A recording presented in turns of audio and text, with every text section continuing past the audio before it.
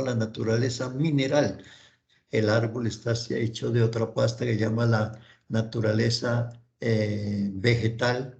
Nosotros, los animales, perrito, el elefante, la pasta de que forma la naturaleza de ellos se llama la naturaleza animal irracional, y nosotros finalmente estamos hechos de una pasta, entre comillas, que es la naturaleza humana en dos formas, el hombre y la mujer.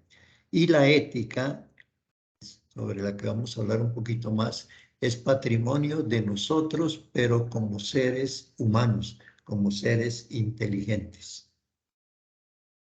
Hay dos preguntas claves en este tema de la ética. Primera, ¿qué es el bien? Y segundo, ¿qué es el mal? Ampliando un poquitico la pregunta de qué es el bien y qué es el mal,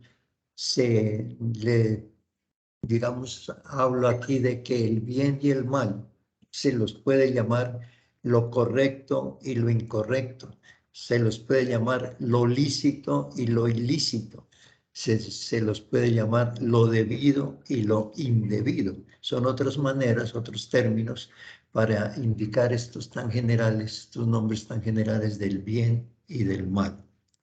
Tratemos de definir, aunque eso es complicadísimo cualquier definición, tratemos de definir qué es el bien. Ahí lo dice, en esta diapositiva se la están viendo. Dice, bien es estar de acuerdo con la naturaleza humana, estar de acuerdo con esa pasta de la cual estamos hechos. Ahora, ese estar de acuerdo, ¿qué es? Es hacernos mejores, hacernos progresar, ayudarnos a conseguir algunos fines que buscamos. Eso es el bien. El bien es lo bueno, lo bueno, lo bueno. No se olviden de eso, que es clave esa idea. Lo malo, ¿qué es lo malo? Pues es todo lo contrario, ¿cierto? Es lo que hacemos, pero que no nos hace progresar, sino que al contrario, nos degrada. Una borrachera degrada, ¿cierto? Un consumo de drogas psicoactivas degrada. Un acto de corrupción degrada, ¿cierto? Todo lo que nos degrada, lo que nos daña, digamos, y a nosotros como personas y a la sociedad como tal, eso es el mal, eso es lo malo, eso es lo ilícito. La palabra ética viene de una palabra griega, ethos. Bien pronunciado, hay que pronunciar esa TH como si fuera una Z española, ¿cierto? Z. Entonces diríamos ethos. Esta palabra traduce costumbre, hábito, uso. Esos términos los encontramos en un diccionario de griego, ¿cierto? La ética de ethos. Se deriva de ahí también otra palabra que va conectada con la anterior, que es la palabra, esta es latina, mores, que significa costumbres, ¿ya? De ahí viene pues la que conocemos como moral. Esa persona no tiene moral, tenemos que tener moral, es decir, algo también relacionado con las costumbres. En el fondo, las dos palabras no tienen la diferencia sino de la etimología de la lengua de donde vienen. Ethos del griego y mores del latín. Bien, una cosa interesante, el sentimiento que tenemos acerca del bien y del mal. Es decir, nosotros nos damos cuenta qué es lo bueno y qué es lo malo. Es un sentimiento connatural al ser humano. Es decir, viene con nosotros. Eso no nos lo ha dado nadie ni lo hemos comprado en ningún almacén. Es connatural. La palabra connatural significa viene con la naturaleza. La antropología efectivamente nos enseña que aún en los seres humanos primitivos había el conocimiento y el sentimiento de lo que es bueno y de lo que es malo. Aquí doy un ejemplo. Dice, es posible que entre los neandertales se dieran riñas que llevaran hasta la muerte, inclusive, porque alguno de estas personas, porque eran personas, eh, obraba mal, robaba la comida de los demás, secuestraba a la mujer, supuestamente que era la compañera sentimental de otro, etcétera. Pero ya sabían qué era lo bueno, qué era lo malo. Sin embargo, nos es posible seguir la historia, la trayectoria histórica de la ética. La ética como ciencia ha tenido un camino, ¿cierto? Como sentimiento y como ciencia. Por ejemplo, encontramos que los pensadores más antiguos del mundo, por allá en las civilizaciones china e hindú, dedicaron sus enseñanzas. En la historia de la filosofía se dice que estos no eran propiamente filósofos. Confucio no era propiamente un filósofo, Lao Tse tampoco, pero eran pensadores, eran muy en el Antiguo Oriente y dedicaron sus enseñanzas al aspecto ético, curioso, es decir, a las costumbres de la gente. Les enseñaban a la gente que había que ser buenos, que había que respetar las autoridades, ¿cierto? Que había que ayudar, ser solidarios, ser lo que hoy en día llamamos las virtudes, lo que hoy en día llamamos los valores humanos. Los oíamos desde hace 3.000 o 4.000 o antes en las civilizaciones antiguas. Los griegos, un poquito más adelante, estos elevaron esos conocimientos ya al estrato de filosofía, que conocemos pues dentro de la historia de la filosofía, pero le dieron un enfoque interesante. La ética para ellos era que el comportamiento humano, nuestro comportamiento, hiciera lo posible o cómo podía ser, cómo podíamos hacer los humanos para conseguir la felicidad. Esa era la ética entre ellos, ¿cierto? ¿Cómo puede ser? Todos aspiramos a la felicidad. Estoy hablando de hace 3.500 años, pero hoy en día 3.500 años después estamos en las mismas. Todos nos preguntamos, hola, ¿yo cómo puedo, o nos podemos preguntar, ¿yo cómo puedo ser feliz? Y la pregunta, ¿usted es feliz? No. La mayoría, desafortunadamente, tenemos de pronto a veces que decir que no somos felices. Estos buscaron unas respuestas curiosas, dieron varias respuestas. Unos dijeron, bueno, para ser feliz el ser humano tiene que buscar todo lo que signifique placer, es decir, algo agradable tanto del cuerpo como del espíritu, ¿cierto? Hoy en día diríamos que un placer espiritual es una buena lectura, por ejemplo. Bueno, ellos hablaban, desde luego, los placeres del cuerpo, el placer de la comida, de la bebida, el placer sexual, todo eso lo tenían ellos. Decían, cuanto más tengamos eso y busquemos eso, entonces seremos felices, decía ese grupo de personas que se conoce con el nombre de hedonistas entre los griegos. Otros buscaron la felicidad en todo, en lo opuesto a estos hedonistas. Ellos decían, el hombre para ser feliz tiene que dominarse a sí mismo, tiene que acabar con sus sentimientos y pasiones. Si me da rabia, yo tengo que morderme los labios y no decir nada. Si estoy triste, yo tengo que hacerlo del payaso, sonreír y no mostrar que estoy triste. Bueno, estos que se fueron al otro lado, estos filósofos se llamaron los estoicos y fueron unas ideas que, digamos, se cuajaron mucho. Por ejemplo, los romanos aceptaron muy bien estas dos escuelas, los hedonistas y los estoicos. Bueno, pero entre los griegos hubo el grupo grande el trío famosísimo de Sócrates, Platón y Aristóteles, que trataron de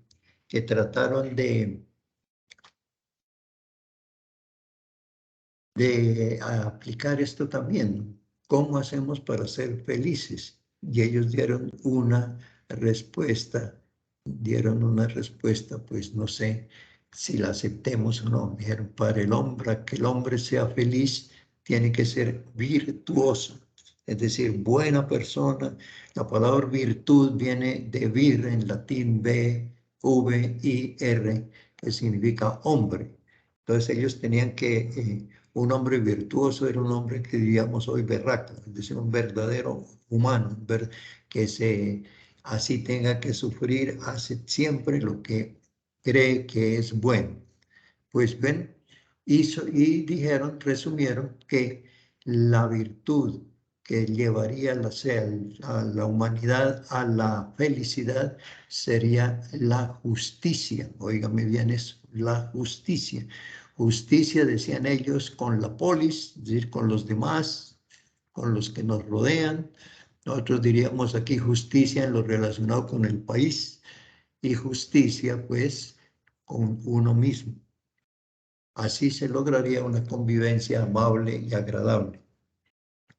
Bueno, pero ya pasando muy rápidamente, cerca a nosotros, no tan lejos, encontramos especialmente al filósofo alemán Immanuel Kant, quien escribió una obra conocidísima, famosa, titulada Crítica de la razón práctica. Él escribió dos críticas: la crítica de la razón pura, en donde hizo un análisis de cómo conocemos los humanos, y la crítica de la razón práctica, en donde analizó cómo nos comportamos.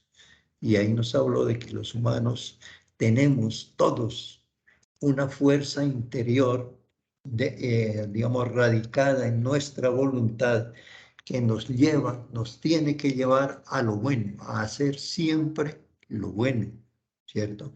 Y esa fuerza nos mueve con mucha, digamos, con mucha intensidad. Por eso le dio el nombre de el imperativo categórico. En la sociedad actual, sin embargo, siguiendo un poquito la historia, se ha filtrado una peligrosa ética. La digo, repito, la palabrita es peligrosa. Se llama la moral de circunstancia. Consiste en que todo lo que la sociedad se inventa, o nos inventamos dentro de la sociedad, en nuestro comportamiento, es bueno, así sea malo. Eso es lo curioso. Todo lo que la sociedad actual ya se inventa, muchísimas cosas son malas, ¿cierto? Pero dicen, no, pero yo soy ético, yo respeto eso que la sociedad inventa y lo sigo. Ahí el hombre está siguiendo una ética que se llama ética de circunstancia, que es peligrosa. Los tiempos no pueden cambiar la bondad o maldad de los actos humanos. De modo que porque estamos en el siglo XXI, entonces será bueno robar, porque antes era malo, ahora como todo el mundo roba, pues entonces eso es bueno. Eso se llama ética de circunstancia, que es un error grandísimo y que tenemos pues que evitarlo al máximo. Entrando ya un poquitico más en ciertas ideas claras para que mis oyentes tengan alguna claridad, trato de dar de manera un poquito resumida un mini curso de ética. Empecemos por la definición. Sabemos que la ética se ocupa del comportamiento humano y el comportamiento humano a su vez es o consiste, está formado, esos comportamientos, por actos humanos que nosotros realizamos. Si hacemos una pausita y decimos y échele cabeza, ¿cuántos actos ha realizado hoy en el día? Desde que se levantó, se bañó, se vistió, se vino al trabajo, ha andado, todo eso son actos humanos. Pero fíjese bien, para que un acto humano, un acto que realizamos, sea realmente humano, tenemos que hacerlo con dos condiciones. Tenemos que hacerlo con conocimiento, o sea, que nos damos cuenta de lo que hacemos, y tenemos que hacerlo con voluntad. O sea que lo que hacemos, lo queremos hacer libremente. Por consiguiente, no hay acto humano en aquellas personas que no tienen conocimiento. Un demente, un tipo que ha perdido la razón, hace cosas hasta buenas o malas. Las malas no se le puede decir que hizo un acto humano porque no conoce. Un sonámbulo tampoco conoce. Los niños menores de edad no tienen el conocimiento. Por eso las legislaciones los consideran como lo que más adelante hablaremos un poquito de inimputables, es decir, ellos no tienen la culpa de lo que hacen, a pesar de que de pronto hagan cosas malas. Bueno, entonces no se olviden, el acto humano está en conocimiento y voluntad. Las consecuencias del acto humano, de forma resumida, son dos.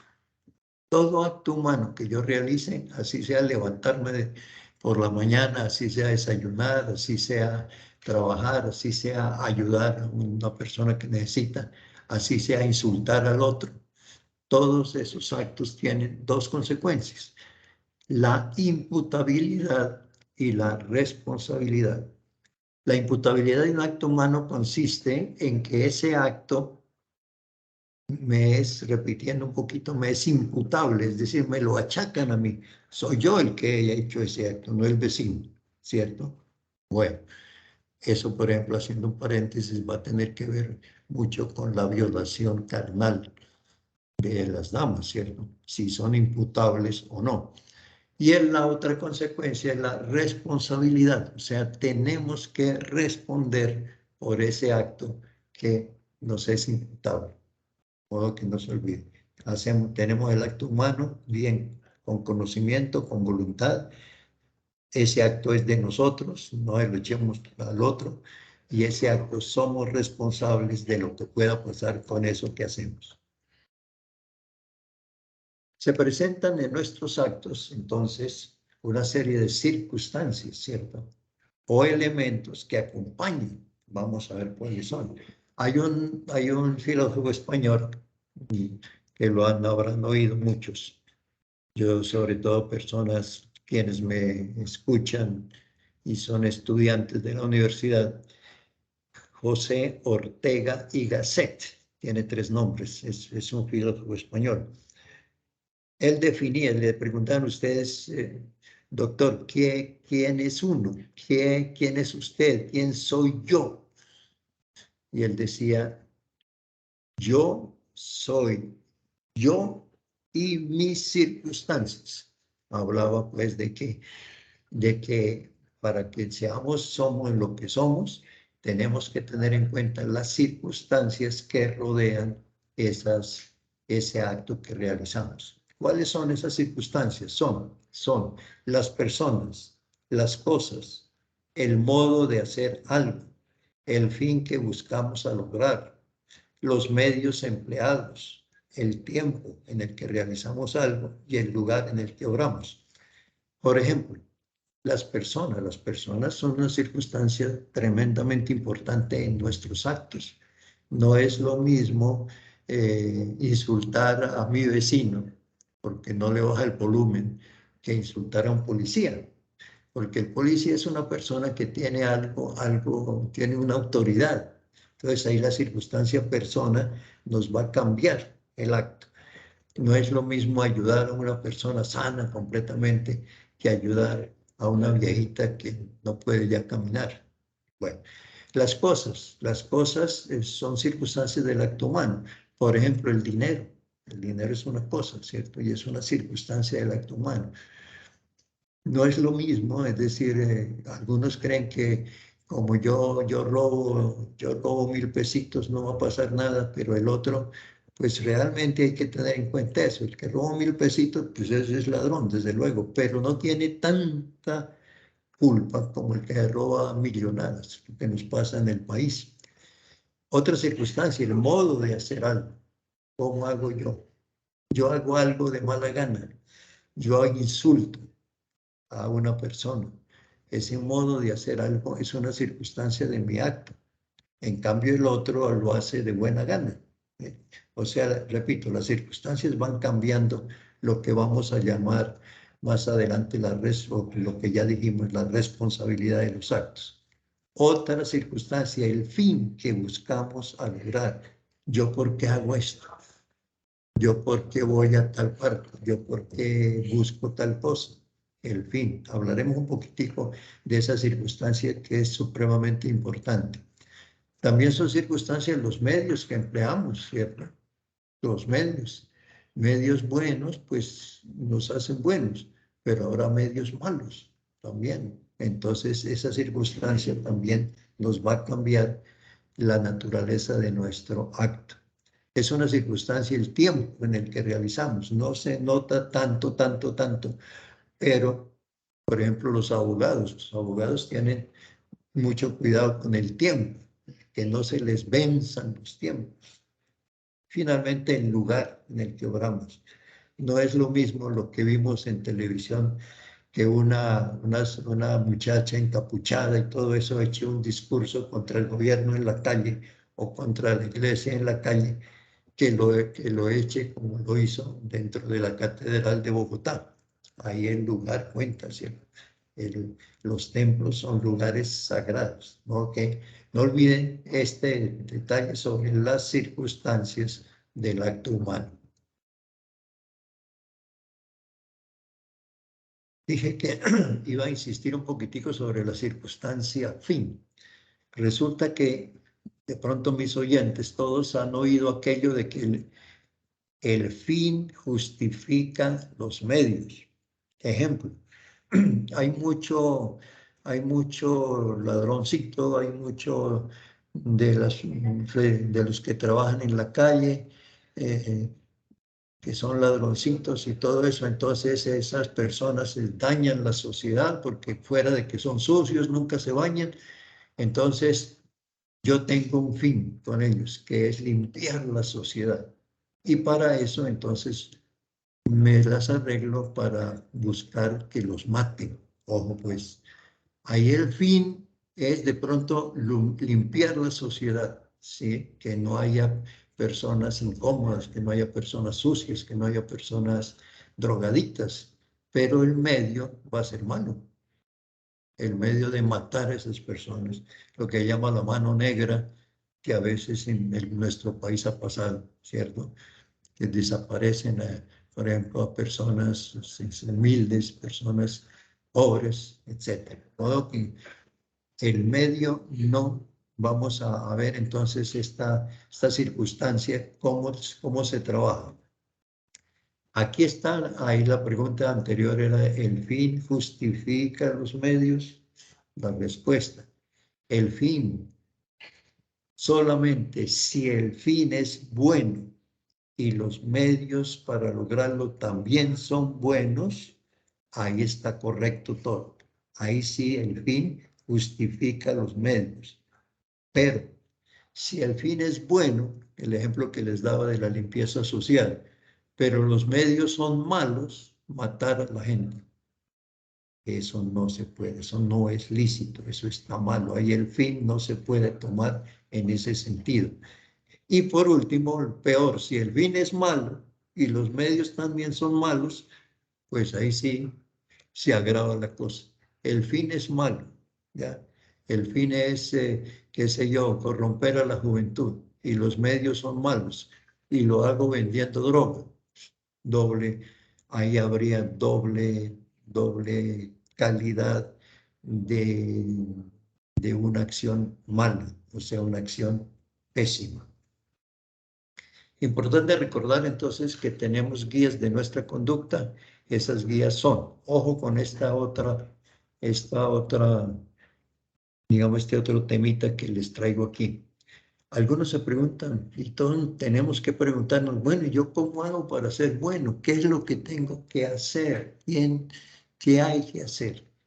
Pues bueno, tenemos dos caminos, dos normas, dos ayudas para ser, digamos, buenos. La primera ayuda es la norma que se llama la norma objetiva. ¿Cuáles son? Pues son las leyes, las normas de nuestro trabajo, los reglamentos que tenemos, ¿cierto? Eso Esos reglamentos, esas normas, esas leyes del país ya son las que nos dicen, usted tiene que hacer esto. Usted si maneja un carro y va y el semáforo se le pone en rojo, tiene que parar. La norma y yo la obedezco. Bueno, esa es la norma objetiva, nos viene de acuerdo. Pero hay también una norma subjetiva, que es la conciencia, o sea, el conocimiento que tenemos cada uno de nosotros de lo que es bueno y de lo que es malo, de acuerdo con la norma objetiva. Yo al manejar el carro, si me paso en rojo el semáforo, pues yo debo sentir como algo maluco, pero allá digo, hola, yo me pasé en rojo, violé la norma, ¿cierto? Ese acto no fue bueno. Lo contrario, yo me detuve hasta que cambiara, etcétera, ese es bueno. Entonces no se olviden, esos son los caminos, los agarraderos que tenemos para saber cómo debemos obrar, de acuerdo con las leyes y de acuerdo con nuestra conciencia. Si mi conciencia, cuando yo voy a hacer algo, como que por allá adentro, yo solito me sale algo y me dice, hola, esto como que no es, de pronto no es bueno hacerlo. ¿Cierto? Yo pienso vengarme de ese tipo, yo pienso ir y pegarle una puñalada, yo pienso y todo, inmediatamente ahí mi conciencia tiene que, digamos, ayudarme a mostrar que eso no está bueno. ¿Qué son aquí también otras palabritas de la ética, ¿no? Que son nuestros derechos, que son nuestros deberes? Bueno, palabras que empleamos mucho, sobre todo los derechos. Todos pedimos nuestros derechos. Ahora es que yo tengo derecho a esto y a esto y a esto y a esto y a esto, ¿cierto? Y es cierto, derecho es algo que tenemos o que se nos debe dar. El derecho a la vida, el derecho al empleo, el derecho a una vida digna, el derecho al buen nombre. Todos esos son derechos, se nos deben a nosotros. Pero curiosamente no podemos quedarnos solamente en los derechos. Y la mayoría de la gente se queda en los derechos, solamente pide y pide y pide y pide y nunca da nada. Y el dar, esos son los deberes. Yo tengo un derecho, pero al mismo tiempo, abajito dice que estos términos son correlativos. Todo derecho tiene que ser acompañado de un deber. Si yo tengo el derecho de que me respeten un buen nombre, yo debo respetar el buen nombre de los demás. Bien, ¿qué es la ética profesional? Es otra cosa que es interesante preguntarse, ¿cierto? La ética profesional, esto va dirigido sobre todo a quienes están ocupados en alguna profesión, ¿cierto? Sabemos que es el conjunto de normas, es la misma ética general, todo esto que hemos dicho desde hace un rato, pero aplicadas a cada profesión de los seres humanos.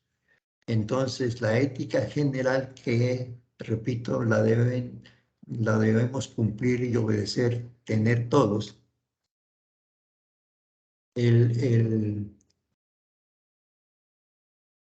Esa ética general no la podemos cambiar. Pero entonces, cuando aplicamos esas normas de la ética general a nuestra profesión, ahí tenemos la ética profesional, llamada deontología. Por eso todas las profesiones deben tener unas normas, un código de ética, que más tarde sí que hablaremos de eso, porque eso tiene que ser así. Por eso existe la ética médica, existe la ética del ingeniero, la ética del contador, la ética del vendedor ambulante, aunque esa no es profesión. Todo lo que sea profesiones, la ética de la, qué sé yo, cualquier otra profesión, tiene que tener ética. Y hay unas profesiones que son tan bien organizadas que tienen hasta el código de ética escrito. Yo conozco algunos códigos, por ejemplo, el código de ética médica, ¿cierto? Donde el mismo gobierno, a los abogados, por ejemplo, el gobierno ha sacado unos códigos de ética para los abogados. uno que importante, pero así no se tenga escrito, hay que lograr, quienes me oyen, profesionales que me oigan, que hay que lograr que la profesión de cada uno tenga una ética, tenga un código de ética. Aquí lo dice, que es un código de ética, pues el conjunto de normas que ordenan e imprimen sentido a los valores y principios de conducta que sirven de fundamento a su actuación en todo tipo de actividad y entorno. Ese es un código de ética. Es un documento formal donde se contienen valores básicos y reglas éticas de una profesión. Y desde luego hay que obedecerlos. Digamos, podríamos llamarlo una ética general de las profesiones, pero hay también una ética especial. Es la misma ética, pero digamos, como que se reduce a campos más restringidos. La ética especial orienta situaciones especiales de la vida humana. Tenemos, por ejemplo, la ética sexual, la ética familiar, la ética política, la ética social. Bueno, hablaremos un poquitico de cada una de esas. La ética especial, entonces, aquí donde debemos fijarnos, porque esta ética especial es la que debe acompañarnos en todos los actos que realizamos, desde los más simples, como son no fastidiar a nadie, como es el ser tolerantes, el ayudar a los demás, la norma que nos daban los antiguos. Hablaba yo de los predicadores chinos de Confucio. Parece que, si no estoy mal, esta frase, que ya hoy es conocida, parece que se debió a ese sabio chino, que decía él, decía, no hagan a los otros lo que no quieran que les hagan a ustedes. Esta es una norma de oro para nuestro comportamiento. Ojalá la pudiéramos seguir, ¿cierto? No hacer a nadie aquello que de pronto no queremos que nos hagan a nosotros. La ética, un poquitico, la ética de relaciones que involucran dinero. Aquí esta es una ética de tipo social, de tipo económico, de tipo monetario. ¿Por qué? Porque si no somos éticos en este campo, entonces, ¿qué es lo que está pasando en el país, desgraciadamente? Y que ojalá no nos pase. Si no somos éticos en el manejo del dinero, nos volvemos corruptos, nos volvemos ladrones, nos volvemos tramposos. Si vivimos robando en nuestra profesión, en nuestro empleo, robamos lo que no es de nosotros, si no pagamos los impuestos, etcétera, etcétera. Entonces, esos son males que desgraciadamente atacan a nuestro actual país y que ojalá, en lo que dependa de nosotros, tratemos de acabarlos, de no tener esos males. Un poquitico sobre el comportamiento sexual, la ética sexual. Esta sexualidad está también sometida a normas éticas que buscan regular el comportamiento frente a la sociedad. El respecto, por ejemplo, a la sexualidad, sabemos de sobra que es algo que tiene la naturaleza humana, está en nuestra pasta, en la que hablamos de nuestra naturaleza, que nos ayuda, por una parte, a mantener la especie. Por eso la sexualidad, las relaciones sexuales tienen como un fin, ahora ya no sé, es el más importante, pero es un fin clave también, la conservación de la especie, la reproducción, ¿cierto? Bueno, sin embargo, como no es solamente la reproducción, entonces la ética sexual tiene que tener en cuenta muchas cosas que tienen que se proyectan a la sociedad. Por eso se habla de que no es ético el adulterio, por ejemplo. La infidelidad no es ético. La violencia sexual bajo cualquier forma de acoso o de ataque físico. Todas esas manifestaciones son antiéticas dentro del campo, pues, de la sexualidad. Hay otros que algunos los consideran menores, pero también son antiéticos. Comportamientos obscenos en público. A veces salen las noticias de que encontraron una parejita haciendo el amor en un cajero automático, por ejemplo, o en plena calle. Parece que en países del norte, por Suecia y otros, es muy común en los parques ver parejas haciendo el amor tranquilamente. Hay una ética, por ejemplo, social en eso. Se considera que es un acto, son actos que no se deben hacer en público, ¿cierto?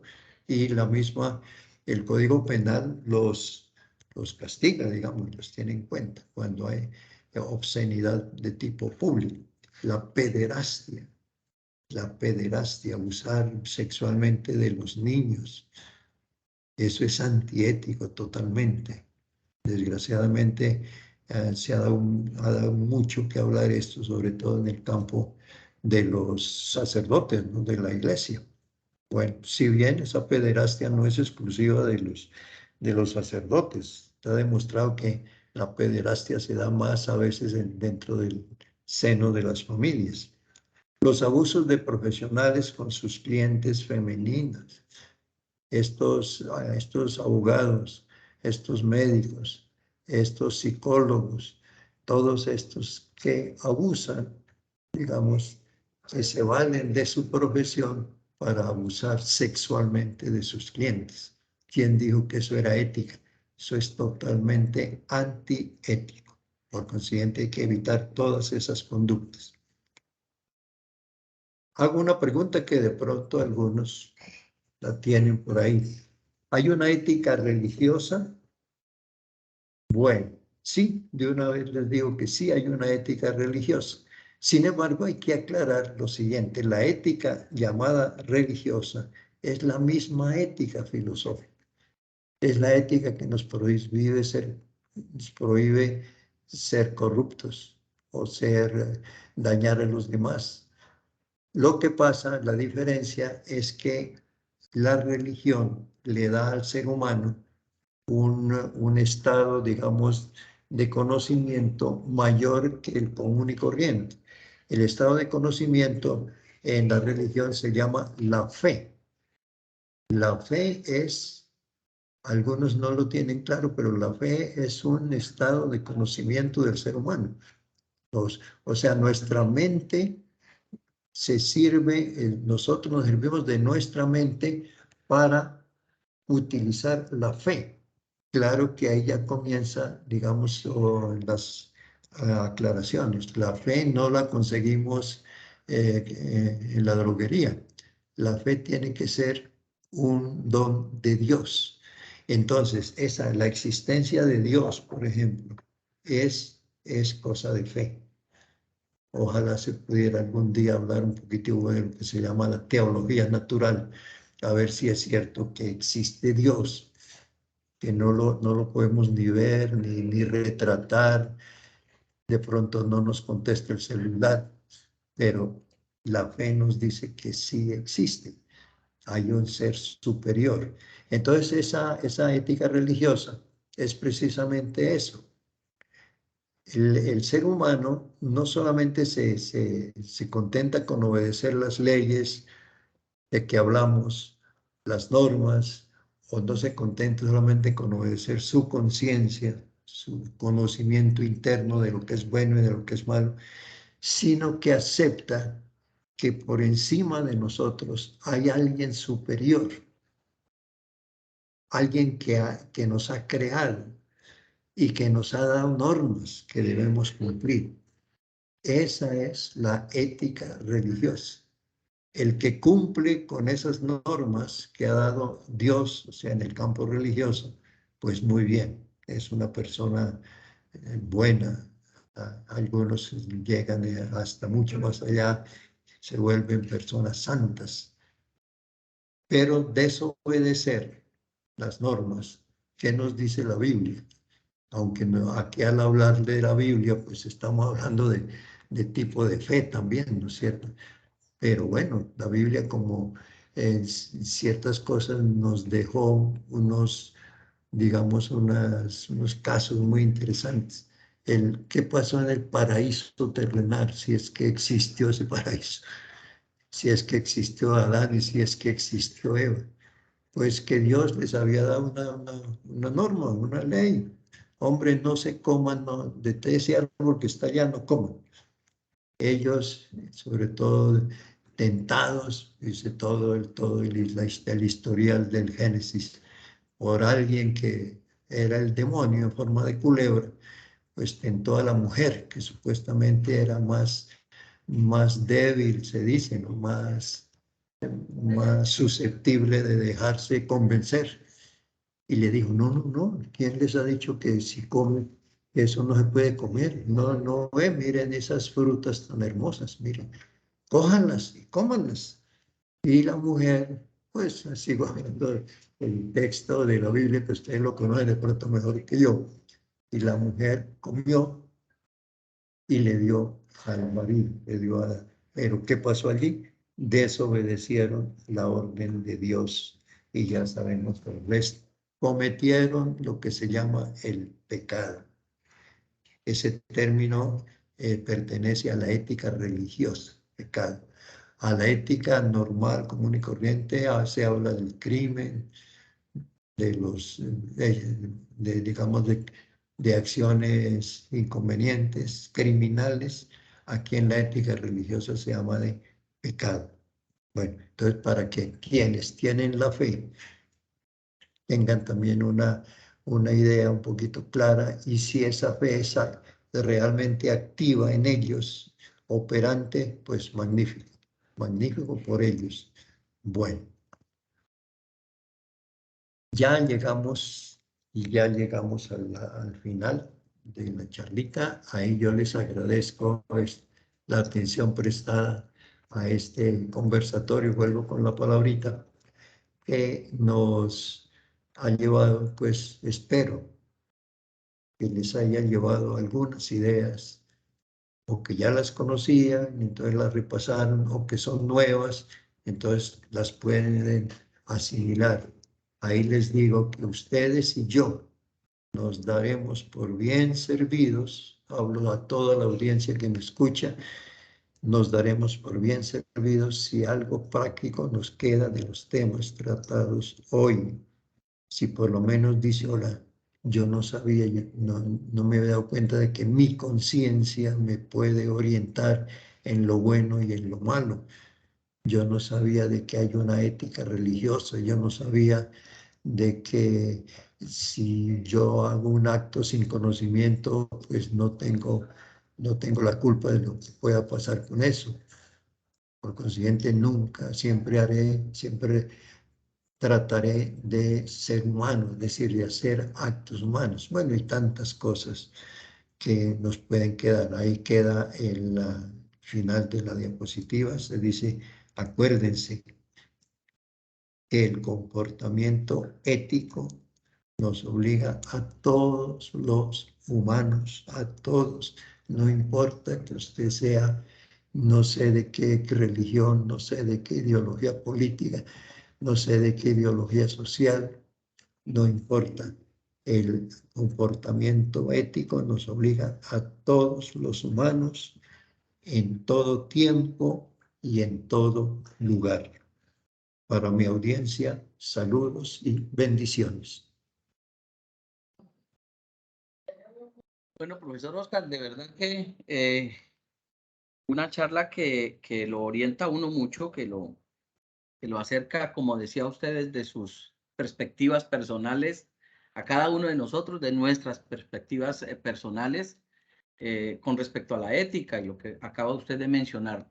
En el momento no encuentro en el chat algún compartir de alguno de los presentes. No sé si alguno quiera participar, quiera dar su opinión. Entonces dejamos abierto para ello el debate. Si hay alguno que quiera participar, con mucho gusto.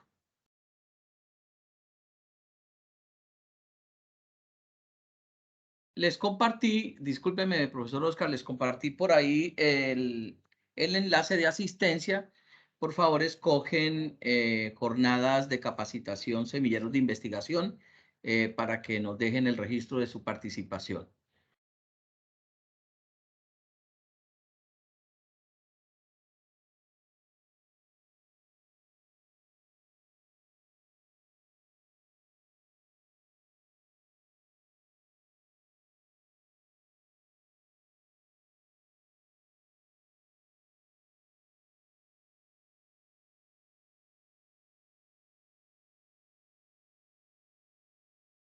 Muy amable, Juliet, gracias. Gracias. No sé si tengas algo que compartirnos, Juliet.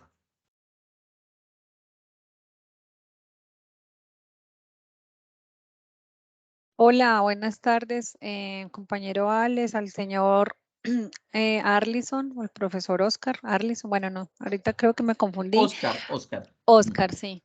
No agradecerle porque el tema, verdad que es muy interesante hoy en día en nuestro país, la verdad que ya uno no sabe qué es lo correcto con tantas situaciones que estamos viviendo, pero definitivamente pues no podemos perder el norte en lo que hacemos y pues enseñarle a nuestros hijos y a nuestros familiares que pues no podemos perder ese sentido de ser éticos, de ser humanos, de ayudar.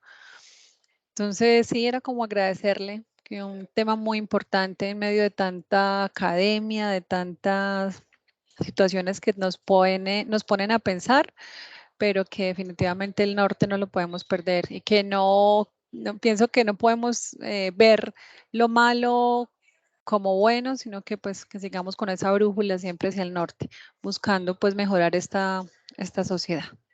Eso quería compartir. Muchas gracias al profesor Oscar y a los compañeros que también estuvieron en toda esta presentación. Gracias, Juliet. Sí, un tema que mueve fibras bastante. Muchas gracias. Bueno, Claro que sí. Juliet, muchas gracias por su aporte, ¿cierto? Dijiste algo que de pronto, bueno, no sé si yo lo traté por ahí, hablar un poquitico de los valores humanos, pues es una misma ética, ¿cierto? Es tener valor humano, tener los valores humanos, es ser ético. Y dijiste algo de, creo que eres mamá, es importantísimo eso de el papel de los padres de familia en la formación de los niños, sobre todo. Yo creo que la sociedad está un poquito patas arriba porque desafortunadamente se ha perdido esa tarea tan sagrada de los papás en las casas, de ir formando a los niños, de irles enseñando tranquilamente lo que es bueno y lo que no es bueno, ¿cierto? Para que así es como se va formando la conciencia ética de las personas. Eso se logra es con formación. Algunos psicólogos hablan de que los niños hay que aprovechar los primeros 5 años de vida del niño para pues inculcarle todos esos valores. Bueno, yo diría que de pronto un poquito exagerado, un poquito corto el tiempo, ¿no? Toda la vida, pero lo primero, el niño es muy receptivo. Por ahí les decía esta vez que hablando de la filosofía, algunos consideran los mejores filósofos del mundo a los niños, que los niños quieren saber. Y qué mejor que quieran saber qué es lo bueno, qué es lo malo. Y ahí los maestros, los profesores, son los padres de familia y desde luego los que están trabajando con ellos en las escuelas y colegios. Muchas gracias por su aporte, Juliet. Un gusto, profesora, a usted. Bueno, no sé si haya otra persona que quiera participar, que quiera darnos un comentario, una apreciación. De todas maneras, nuevamente, mi querido Oscar Alirio, muy agradecidos por su participación y a todos los que nos han acompañado también muy agradecidos porque estos son temas que de verdad tocan, como dijo mi compañera, fibras. Y definitivamente nosotros, cada uno en su papel en este trasegar de la vida, debemos participar en ello, en formar, en llevar valores, en los valores que nos trajeron, nos dieron nuestros padres y los valores que nosotros como padres le podemos dar a nuestros hijos. y en adelante, pues, nuestros estudiantes, todos nuestros usuarios que también necesitan ver en nosotros ejemplo, y un ejemplo de valor, un ejemplo, pues, de transparencia. Entonces, todos somos formadores en este trasegar de la educación. Profesor, muy amable. Gracias por la participación a todos. Por favor, diligenciar el formato y pues, una vez más, quedan invitados para la próxima sesión de semilleros de investigación que estamos dando en este mes de octubre. Muchas gracias, profesor Oscar, y muchas gracias a todos. A usted, Alex, lo mismo que Arlinson, mi compañero aquí, mi mano derecha, en la transmisión. Y gracias de pronto a todos que siguieron. Uno lo hace con mucho gusto, yo lo hago con el mayor gusto, pero volviendo a la última diapositiva, con el ánimo de que se saque realmente algún provecho. Esto no es propiamente matemáticas, ni química, ni física, que son ciencias respetabilísimas, pero son ciencias, la ética, la filosofía, que afectan más, todavía más al ser humano. Y una invitación cordial, ya que están en semilleros de investigación, alguien que se meta a investigar temas de carácter filosófico, como esto, lo que es la ética, entre otras cosas. Bueno, felicidades para todos. Muchas gracias y hasta la próxima. Muchas gracias.